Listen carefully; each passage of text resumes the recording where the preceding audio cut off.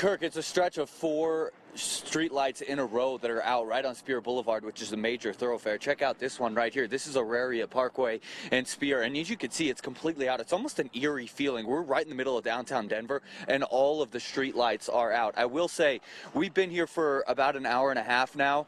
Maybe 10% of the people have come to a stop at this intersection right here. It's dangerous. This has become a dangerous situation in downtown Denver, a major thoroughfare once again. I've seen buses, I've seen vehicles from our competitor stations, I've seen other type of official vehicles just fly. There you see them right there. These cars are just flying through these intersections.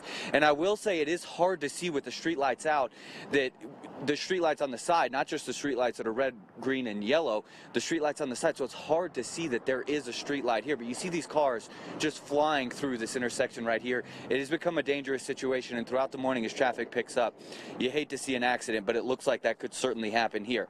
Now, let's tell you, at the peak of yesterday's storm, there was nearly 250,000 customers for Xcel that were without power. That number has improved, certainly. Let's take a look at the latest number from Xcel's outage map. About 85,000 people still without power. Most of that, about 80,000, right here in Denver. And Xcel says more than 500 crews were out and about in yesterday's blizzard working on restoring that power. But as you would imagine, the dangerous conditions did hamper their efforts. They did even ask for help from utility companies in nearby states. Do not know when the power will be restored. They expect restoration in some areas may take at least a day or more.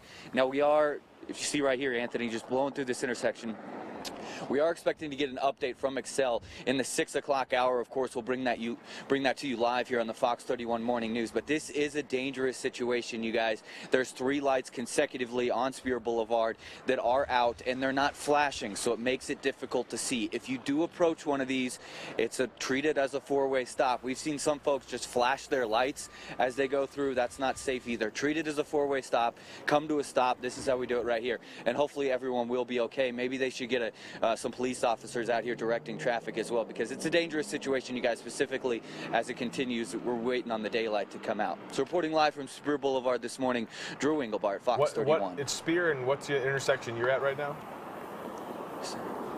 Here we go, guys. Another one just goes through. So it starts down near the Pepsi Center. That's the Wawada and Chopper lights down there. That's the first one that's out. And then you go Auraria Parkway, and then Market, and then Larimer. All 4 of them are out. And once again, with the street lights just on the side of the streets out, it's really hard to see, but you can see these cars just blowing through right now. It's dangerous. You know, we're sitting here watching this kind of with our fingers crossed, cringing, thinking, please, stop, don't hit anybody. I wanted you to pinpoint the location, so hopefully somebody with DPD is watching.